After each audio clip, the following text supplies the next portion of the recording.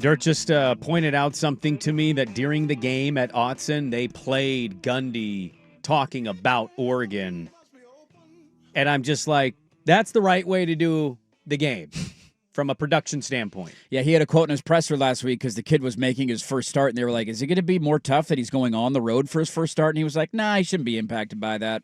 He'll be all right. They played it on the Jumbotron, and the whole crowd just started. Like, I've never seen the university marketing program, every element of that. It was a collective come anger. together to troll my gun. I've never seen them come together to troll somebody to that level. Well, you love to say every year, even when your team is, favored in many people's rankings or metrics, you love to say nobody's giving us a chance. Nobody's giving us a chance. Chip on the old shoulder. Yeah. And then yesterday, I'm going through perusing notes for the show, and I see, there's Bill Conley. Oh, the SP Plus rankings. Let's see the updated. Oregon's number one. Okay. Bill Connolly doesn't know ball. No, his numbers don't speak to anything. No. Let's go to ESPN's College Football Power Index. This one I will actually laugh at.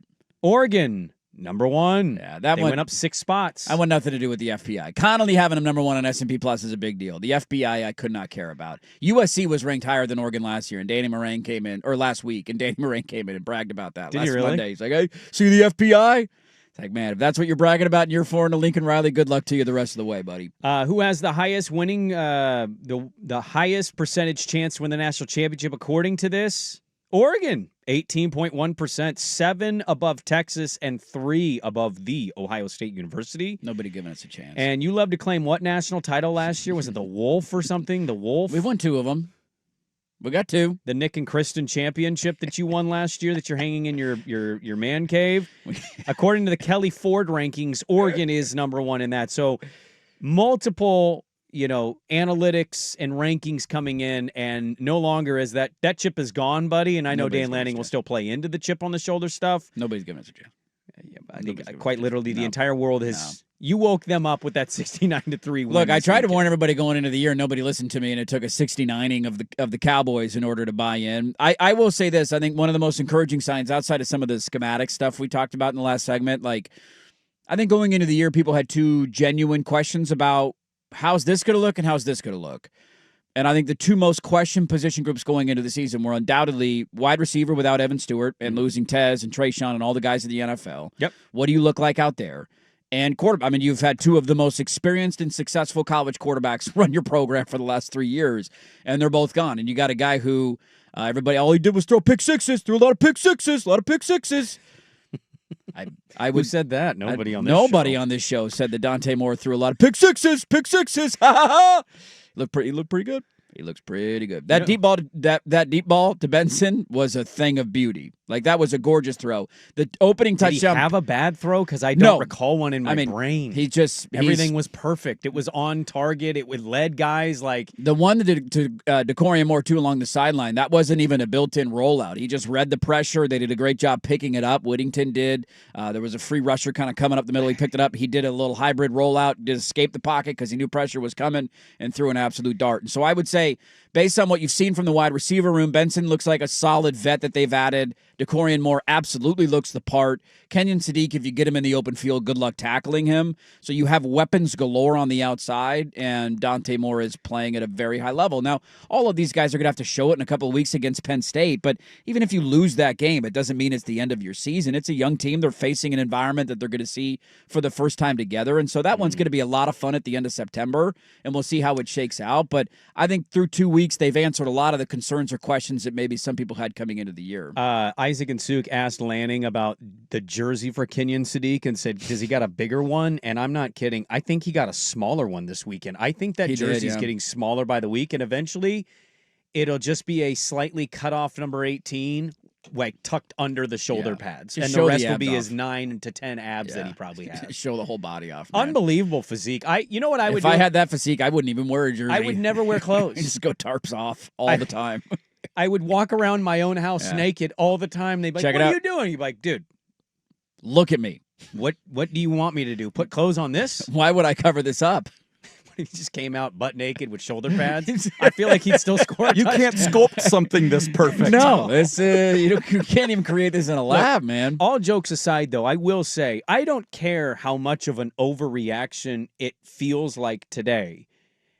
How do you not watch that game, know that they had a chip, go in there and still beat them 69-3, take it personal, not allow a touchdown?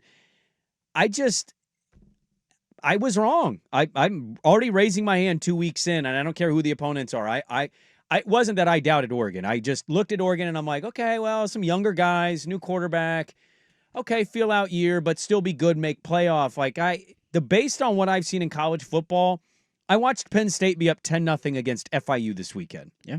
It's not a given that you always do that to a lesser opponent. LSU, sure, they went into Clemson and looked good. They were in a little bit of a what's going on? 23-7 over La Tech. That's weird. Yeah. And I get they played Clemson last weekend, so there's a little bit of that. Clemson struggled. The letdown game is a thing. I look around the landscape is what I would say, and I would say talent-wise, and I think last year's Rose Bowl really is stuck in his craw.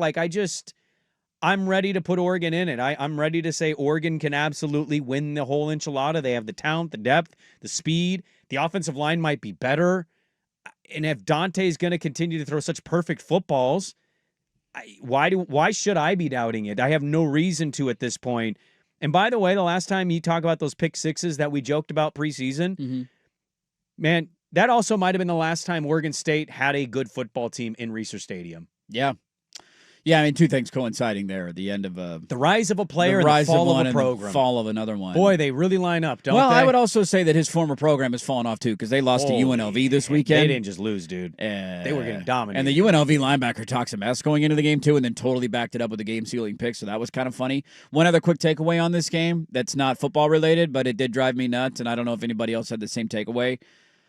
I've always been a big Brad Nessler guy. Brad Nessler's been low-key one of my favorite broadcasters for a very long time. He seemingly has lost a step, and Gary Danielson. Don't do it. Gary Danielson needs to be put out to pasture. Okay. I don't care if you're a legend. He's get him off of my television. That broadcast was horrible. They mispronounced names the entire game. Learn the name. You're the national CBS crew, and we can't say Tatum Tuioti. At least it's not that hard. Asked us how to say it. Mateo Uyunglele. It's not that that's the rule number one of being a broadcaster. This isn't a stream on the local CW calling a high school game. You're the national CBS game of the week. De'Aaron Hill had a beautiful touchdown on a reverse that he walked into the end zone. It's like, oh my God! And they put up a graphic that said Braden Platt scored a touchdown. You know who Braden Platt is? He's a linebacker who wears the same number. He's on defense. That was an amateurish broadcast, and Gary Danielson sounds like an incompetent idiot, and we just need to, stop doing whatever that is. He needs the Lee Corso treatment. Get his ass out of there. I need to retract my request to CBS for Gary Danielson. Did you put one in? No. You should play that as a rejoiner if we ever have him on. Gary, you were great 15 years ago, man. Writing's on the wall, buddy. Let's I don't know if Oregon has any other CBS games this year. They might. I'm sure they will. Oh, they will for sure. I will not. When they put their big brand, you got to put them on CBS. Well, CBS is getting the short end of the stick in this deal, dude. Big Ten window. If anybody wants more Big Ten expansion, it is CBS, because CBS is sitting around saying these are the games that we have to choose from. 69-3. How many people outside of Oregon fans watched that second half? I think sickos in the South are watching every game. I bet Oklahoma was. They had it on their Jumbotron in their stadium as they were warming up for Michigan, so that was kind of funny. I'll say that a couple things to address real quick, and I know we're against it. And dude, it was so bad, man. That was a horrible broadcast. Not just from Nessler and Danielson. Everybody involved should be embarrassed with themselves. I don't think we're going to get anybody from CBS for a while. Thank you for that. You're welcome. Couple things. Your team won by 66, and you're coming in here still with a I gotta find a chip on the shoulder. Somebody. I gotta find a chip you're on the coaching shoulder. the Oregon Ducks. I gotta find something. God forbid they don't know how to say Tuioti's name. Okay. I mean, he's a pretty good player. He's been a 3-year starter. Pronounce the name, dude. Look, you're not. He's wrong. a national broadcaster. I also have Brad Nessler being way bigger than you and him picking you up and spanking you for everything you just said about him. He couldn't pick me up anymore. He's really? too old. He's too old. I have that old man strength. You think he still has that? That Nessler power. Nessler. I'm Brad Nessler, you little. He's not the primary complaint here, because I love me some Brad Nessler. You just said he's done. I mean, he is done. You Pronounce just names. said the whole broadcast is done. Gary Danielson's the worst color analyst that exists in college football. He doesn't now. want to be in Eugene. He wants to be in Alabama. Then retire. I'd rather listen to Rod Gilmore after this weekend. Oh, well. It was horrible. You need to be careful with that. I bring him back. I'd rather listen to him than Gary Danielson. That's how bad it was. Really? It was horrible. I mean, I heard it, but Bad. that Rod Gilmore. Yeah, I would. I don't think you remember what those days were like. Give me Dave Fleming and Rod Gilmore back. 8 p.m. kick. Well, you guys could successfully snap a football in Eugene. We could, yeah. We didn't have to punt, though, so we didn't really have to deal with that. Touche. You kicked a lot of extra points, though. They did. A lot of extra Sappington points. missed a field goal, so he kind of fit in with his former school. They tried a 50-yarder. You know it's a bad beatdown when a backup kicker has to get in some action for extra points.